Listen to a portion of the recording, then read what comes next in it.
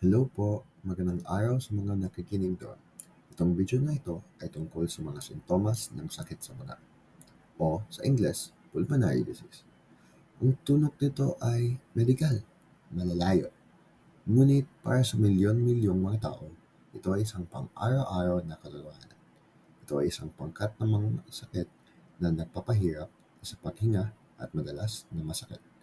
Sa likod ng bawat paghinga, may pakikibaka.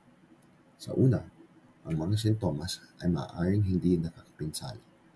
Isang maliit na buwan dito, ilang pagkapagod doon, ngunit ito ang madalas na mga unang palatandaan. Ang sakit sa baga ay dahan-dahang bumubuo na gumagawa ng kahit na normal na mga aktibidad na nakakaramdam ng labis. Isipin ang paglalakad ng ilang mga hagdan at nagsisimula kang humingal ng hangin na parang tumakbo ka lamang sa isang karera.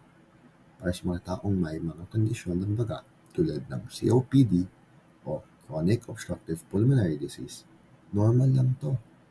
Ang kanilang mga baga ay hindi maaaring kumuha ng sapat na hangin at mabilis na gulong ang kanilang mga kalamnan. Sa mga matatanda naman, ang mga sintomas ng sakit sa baga ay maaaring lumitaw ng tahimik. Ang pneumonia, halimbawa, ay maaaring hindi maging sanhi ng lagnat. Sa halip, nagdudulot ito ng pagkalito, pagkabagabag, at matinding pagkapagod.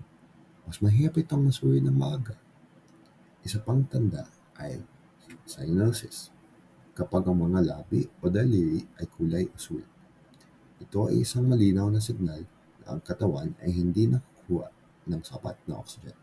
At kapag ang iyong katawan ay walang oxygen, ang lahat ay nagpapabagal.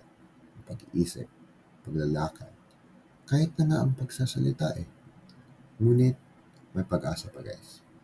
Sa pamamagitan ng pag-aaral na makilala ang mga sintomas na ito na maaga, makakatulong tayo sa ating sarili o sa ating mga mahal sa buhay na makuha ang pangangalaga na kailangan nila. Kung mas maaga ng pagkilos, mas mahusay ang mga pagkakataon. Tandaan, ang bawat hininga ay pinipilang. Salamat po sa pakikinig.